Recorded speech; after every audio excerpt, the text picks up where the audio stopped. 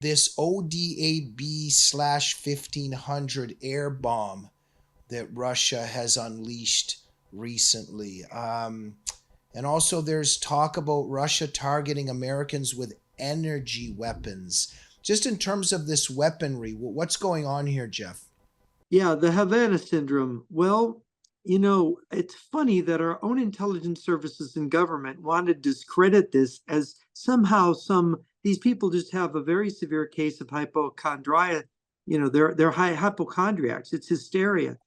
Um, and I think it is because the Biden administration does not want to level accusations against the Russians and the Cubans. Well, it's a Russian team that supposedly is going around doing these attacks on people. And I think that, I was friends with the late Joe Douglas, who did a lot of investigation into KGB mind control weapons and some of these.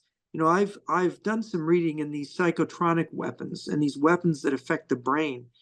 And I tell you, it's grisly, the research. The fact that you can use prisoners to experiment on, both in China, North Korea, and in the former Soviet Union and in Russia, means that they can develop more effective, destructive, you could say unconventional weapons to damage people physically and mentally.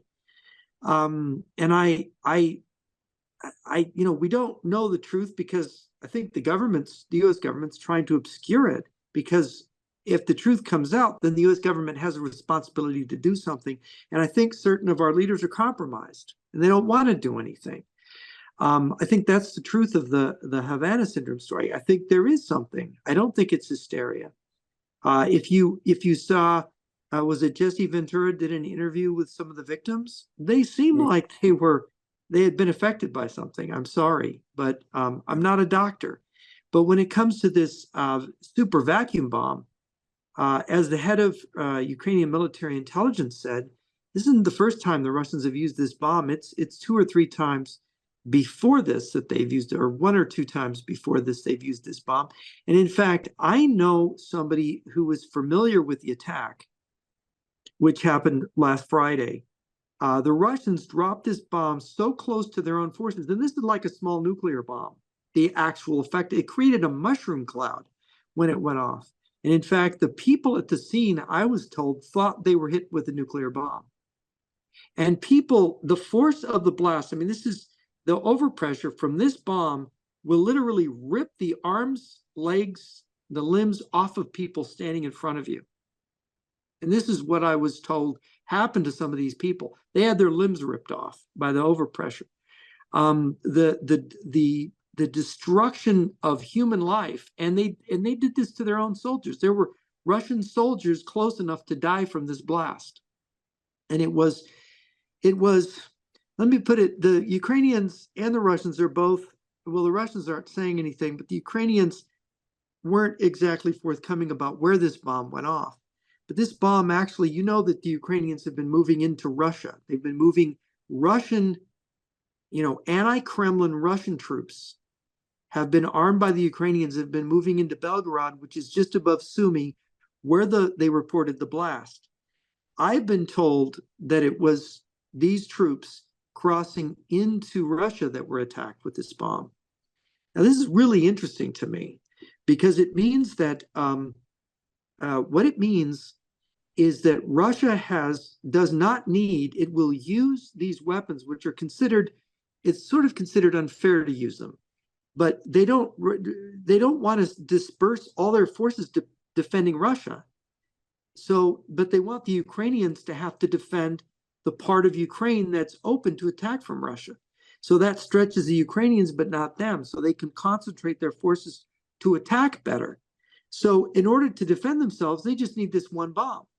And if the Ukrainians cross the Russian border, they drop it on them. If they're in numbers that could threaten, for example, to take Belgorod.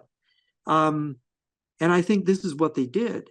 And they have also done this with Belarusia, their ally, Belarus, which is next door to Russia, in between Russia and NATO. Last summer, if you'll remember, they moved nuclear weapons into Belarus.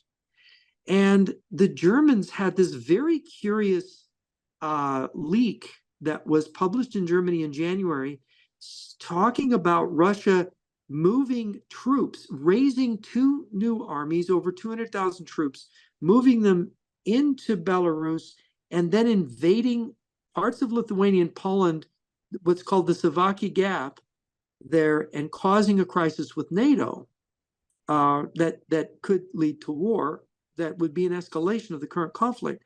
And of course, the reports couched in language like, well, surely this is just speculative, but two or three of the main points in this scenario have come true because again, since this came out, Russia has announced raising 14 new divisions, 16 new combat brigades, new formations. They're filling up their existing ones, but also these new ones. And this is 250,000 troops worth of, so this is even more than the 200,000. This NATO report was, this German military analysis was biting its nails over. This is a larger deployment than that.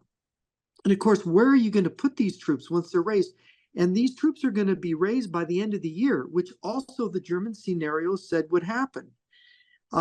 They are supposedly going to have these new formations by the end of December.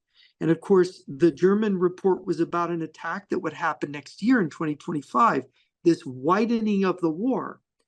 And of course, there have been these Russian preparatory moves of moving nukes into Belarus, which of course adds credibility to anything they do in that territory, which means that they can use Belarus as a sanctuary to attack anybody from Poland, Lithuania, Ukraine.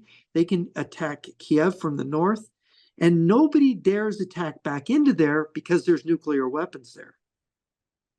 It's really ingenious.